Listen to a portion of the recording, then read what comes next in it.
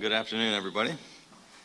Joining me today are Dr. Karen Salmon, the State Superintendent of Schools, and Dr. Jinlene Chan, the Acting Deputy Secretary for Public Health Services at the Maryland Department of Health. Nearly a month ago, on September 4th, as a result of our early and aggressive actions and our successful mitigation efforts, Maryland was able to safely enter Stage 3 of our Maryland Strong Roadmap to Recovery, and all businesses in the state of Maryland were able to open. Since then, we have continued to see improving trends with our health metrics. Our statewide positivity rate is now down to 2.88%, which is a decline of nearly 90% since it peaked at 26.91% 167 days ago on April 17th. Maryland's positivity rate has now been under 5%, which is the benchmark set by the World Health Organization and the CDC for 98 consecutive days since June 25th. It has been under 4% for 54 consecutive days since August 8th. We have 0 counties in the red zone, which is designated by the federal government. All 24 jurisdictions in the state of Maryland have positivity rates below 5%. 21 of them are under 4%. 14 jurisdictions are under 3%, including Baltimore City. 4 of them are under 2%, and we even have 2 jurisdictions that are now having positivity rates less than 1%. Hospitalizations are down more than 80% since they peaked 167 days ago at 1,711. And we have seen a nearly 88% decline in ICU levels since they peaked 144 days ago on May 10th. We have also seen a continued and sustained drop in the cases per 100,000, which has dropped 55% since it peaked 147 days ago on May 7th. And today, the state of Maryland is reporting 0 coronavirus deaths for the first time in 187 days since March 28th. Earlier this week, we convened the 25th meeting of our coronavirus recovery team, which includes some of the top doctors and public health experts in the nation. We discussed additional measured, data-driven steps to continue to move forward with our safe, effective, and gradual reopening plans. This included steps to help our seniors in Maryland nursing homes return to some sort of normalcy. This spring, for states across the nation, nursing homes became ground zero in the fight against COVID-19. And Maryland was one of the first states in America to issue strong guidelines to state nursing home facilities, to restrict access to visitors, to institute strict infection control protocols, and limit all staff travel in order to protect our most vulnerable citizens. We further bolstered mitigation and suppression efforts at Maryland nursing homes, directing all staff who interact with residents to wear personal protective equipment.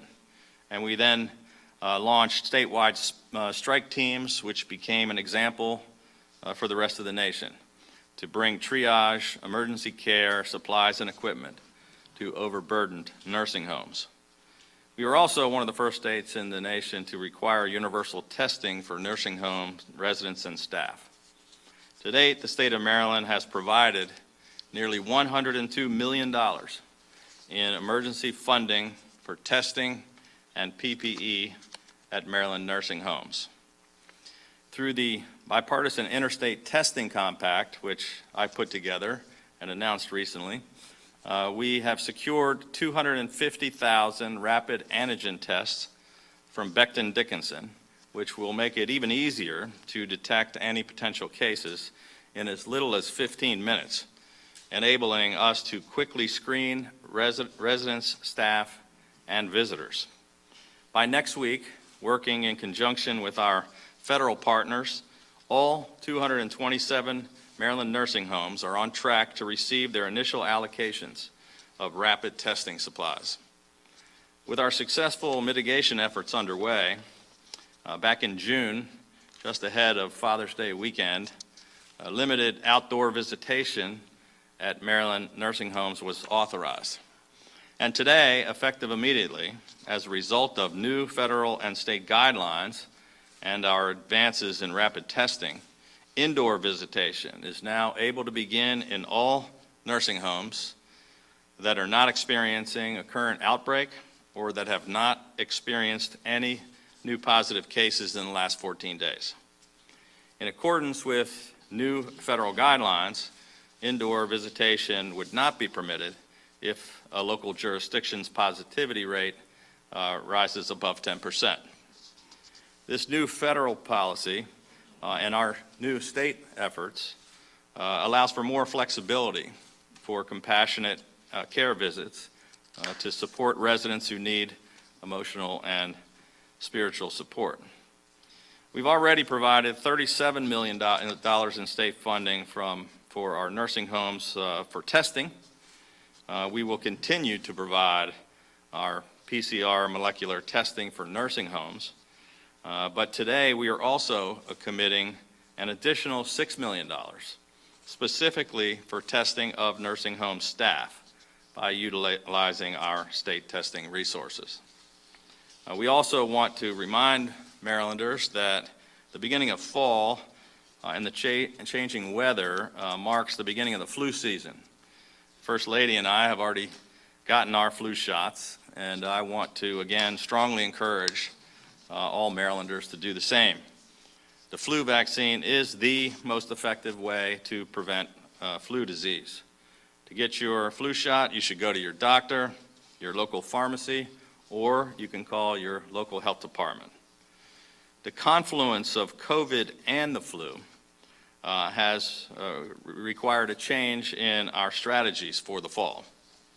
Over the last month, we worked to transition our signature lab at the University of Maryland, Baltimore, to allow for the use of a CDC-developed multiplex assay test, which is able to detect both COVID-19 and types A and B of the flu.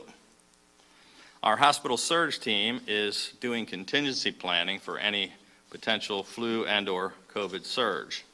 And to learn more, Marylanders can visit health.maryland.gov/flu. There continues to be broad consensus that getting children safely back into the classrooms must remain a top priority. For many, there's simply no substitute for in-person instruction. 35 days ago, I announced that as a result of our improved health metrics across the state, every county school system in the state of Maryland was fully authorized to begin safely opening for in-person instruction. A month ago, on September 1st, the State Board of Education voted to require the 8 school systems that had not submitted any plan for returning any students for any in-person instruction for the entire year to go back and revise their reopening plans.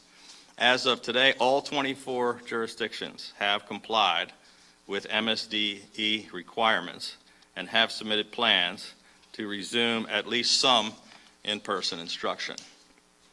Dr. Salmon and I also announced last week that all schools are safely able to resume fall sports beginning next week. With the great progress that we are making on our health metrics and with our strong economic recovery, with all businesses open and people returning to work, MSDE has been working hard on plans to safely expand childcare. And I want to sincerely thank all of the parents, child care providers, teachers, and staff for their hard work to adapt to very difficult circumstances in recent months in order to keep our children healthy, safe, and learning. And I'll now turn it over to State Superintendent of Schools, Dr. Karen Salmon, for an important announcement regarding child care in Maryland.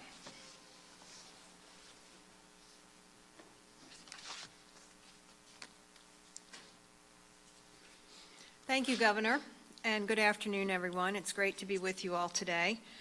Early in September, as the Governor previously said, he announced that Maryland had entered the initial phase of Stage 3, and the week prior, as a result of improved COVID-19 health metrics, we announced that every local school system in Maryland is authorized to begin reopening for in-person learning.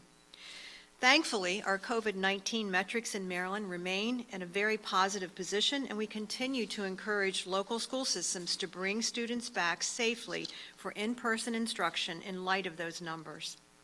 For the last 6 months, capacity limits have been in place for child care providers as a mitigation tool to prevent the spread of the coronavirus. In working with the Maryland Department of Health, we have seen very few positive COVID cases in our child care facilities, likely due to the rigorous health and safety guidance implemented by the child care community from the beginning of the pandemic. I want to also thank the child care providers, the teachers and staff for their dedicated service to our children and families. They are certainly heroes. When the capacity limit for child care programs was increased in June from 10 to 15 individuals per room, the state did not see a spike in cases within child care programs, even as more providers reopened their facilities. At this time, more than 82% of child care providers have reopened. However, with most school systems remaining in a period of virtual learning or a hybrid model, we understand that the demand for available child care remains very high. Therefore, today, I am announcing that child care providers are now able to return to the full teacher-to-child ratios and capacities for which they are licensed. Today's announcement means that child care centers can now serve up to 20 3- and 4-year-olds in a room with a ratio of 1 teacher to 10 students, and up to 30 school-age students with a ratio of 1 teacher to 15 students. Of course, child care providers must continue to adhere to federal and state guidance on health and safety protocols, as they have successfully done to this point. Hopefully, this action will assist in limiting the many unregulated and illegal child care providers that are operators that have sprung up in recent months as pandemic pods, where there are no criminal background checks, no oversight, and parents cannot be sure that their children are in a safe environment. Licensed child care programs interested in reopening may contact the licensing specialist at the Maryland State Department of Education, and parents and guardians in need of child care may contact Locate Child Care at 877-261-0061 or through the Locate website on the Maryland State Department of Education webpage. Reopened programs will receive a one-time grant of $800 for family care providers and $1,600 for center-based child care providers. These grants will be available through October 31st of this year. The Maryland State Department of Education is also providing $1,000 in startup grants to eligible new family home care providers in an effort to bolster new small businesses. We've heard very clearly from parents and providers who have written and called me that we needed to return to licensed capacity to meet the needs of working families and prevent the closure of child care centers once it could be done safely. I am very hopeful this announcement effectively complements local school systems' efforts to bring students back into the classroom and provides working families with more access to safe child care and programs. Thank you. Thank you, Dr. Salmon. With that, we'd be happy to take a couple of questions. Okay, nobody has it. I almost got out of here. Yeah, please. Yes, sir. Dr. Sam, can you go a little bit in depth in terms of the child care aspect, especially with some parents who maybe at home aren't able to work, and how would they be able to afford some of the child care stuff? Well, we still have childcare subsidies, so anyone that's at certain income levels is still eligible to receive a supplement that goes right to the childcare provider.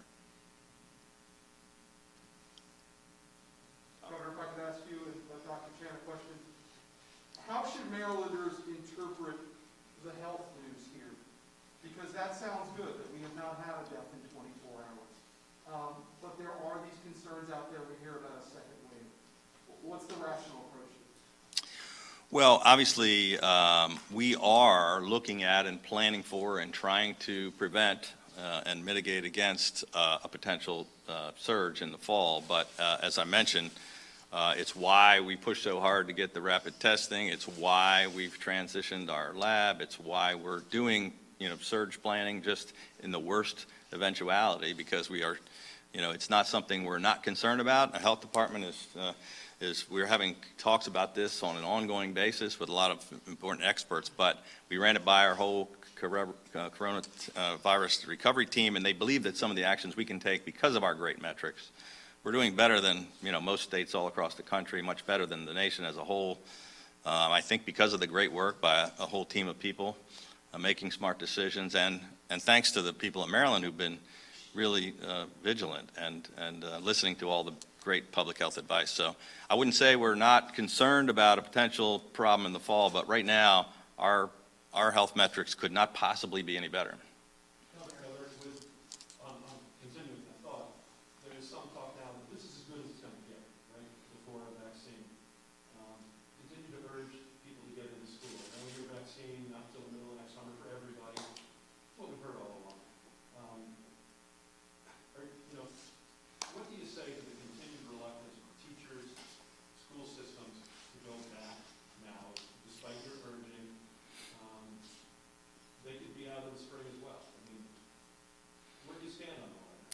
Yeah, well, I think there's a difference between teachers and the union, because we've been visiting schools all across the state where teachers are back in public schools and they are teaching kids, and the teachers are very enthused and excited to be back in there with their kids. And I hear from teachers every day who are dying to get back in the classroom. But the union obviously has taken a pretty strong position that in many cases they don't want to go back really ever until the whole thing is gone and until there's a vaccine. That's a pretty strident position. But I can tell you most people in the state do not agree with that position.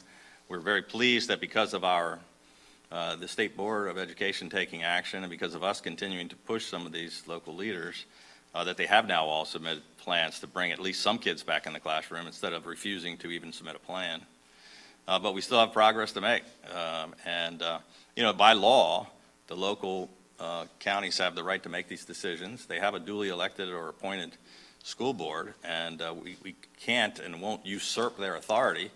But based on the health metrics, based on both the health department and the State Department of Education, there really is no excuse for not trying to bring kids back.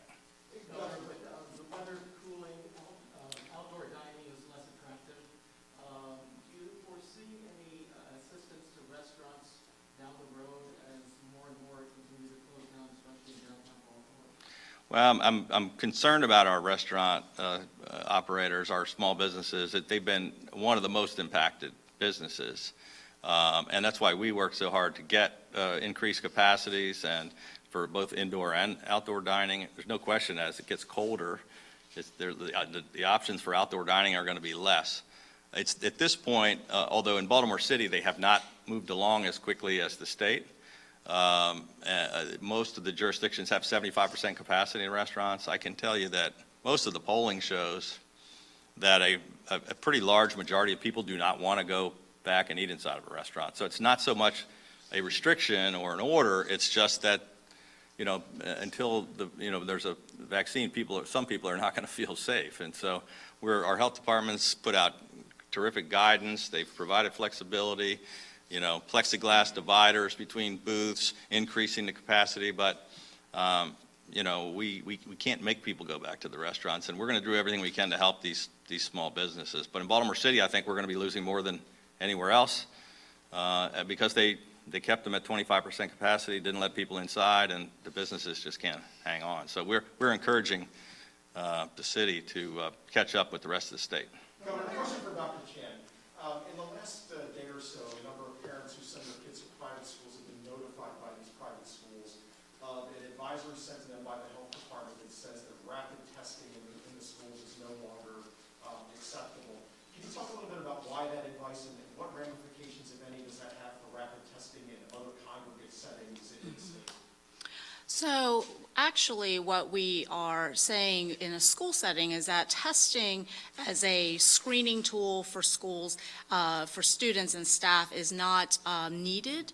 The CDC does not recommend that in a K through 12 setting. So schools that have been using it may have implemented that policy. When you look at point-of-care testing, one of the things that Governor Hogan is rolling out today, in conjunction with the tests that the state has been able to procure, and in conjunction with the testing equipment and supplies that the federal government has provided for nursing homes, they will be able to use those point-of-care tests as part of their staff testing strategy, the routine weekly or monthly testing.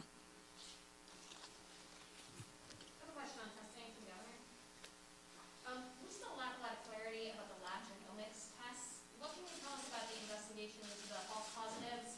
And now that the Beyond Lab stopped using those, what is the fate of the rest of the tests? So we don't have any problem whatsoever with the lab genomics tests. We have successfully utilized more than 250,000 of them without a single case of a false positive, not one. As I mentioned in my remarks earlier, we had discussions for more than a month to convert our UMB lab, which we built, over to the combined assay test, which tests for the flu, which is, I think, what UMB told you. We're continue to use thousands of them every single day at our other labs, and we're now converting over our state lab to do more of them. All the tests we're providing to these nursing homes and all the things we announced today, the rapid test is one thing. We still have to do the diagnostic tests, and we will be using, for all of those things I mentioned, the lab genomics tests, which we did not have a problem with. So to be clear, you're saying that the lab genomics tests have no problem? They're no problem whatsoever. We've used 250,000 of them, no issues. We don't know what happened with those 3 nursing homes. As UMB put out a statement saying could be any one of 10 different reasons. The collection samples were bad. Somehow, somebody touched something, or they just something that nobody has said there's a problem with the test except you. So we have about half, the state has about half of those Korean South Korean test labs? Not quite half, no, maybe about 40%. We've done, I think, close to 270,000. We said we wanted them to last through the fall. Now we're switching. We have new tests coming in, so we now have the flu test, but we're going to continue to use them. And I think, through the fall, hopefully we'll be utilizing all of them. Last question. Governor, you had some numbers released earlier this week in regards to the state figures. What do those numbers look like to you? They seem to be better than expected. And did you watch Monday Night Football? Yeah, what a great, diverse question. Our economic numbers and that debate. That would seem like a twofer there, but we were very pleased with that our revenue numbers are better than was projected by the comptroller earlier, and it's the good news is that we took some aggressive budget cutting actions at the Board of Public Works. My colleagues and I unanimously took some actions earlier that'll help put our budget in a good shape. On the revenue side, because we were able to keep 70% of our economy open throughout the entire crisis, many states were not. Many had to shut it all down and re-shut it down again. We've had 98% of our economy open since June, and now 100% of all of our businesses. Our revenues are much better. We've added more than 180,000 jobs in just a couple of months. Our unemployment rate is much better than the country, better than most states. That's providing more revenue than was estimated by the Board of Revenue Estimates, which is a great thing. We're very pleased with.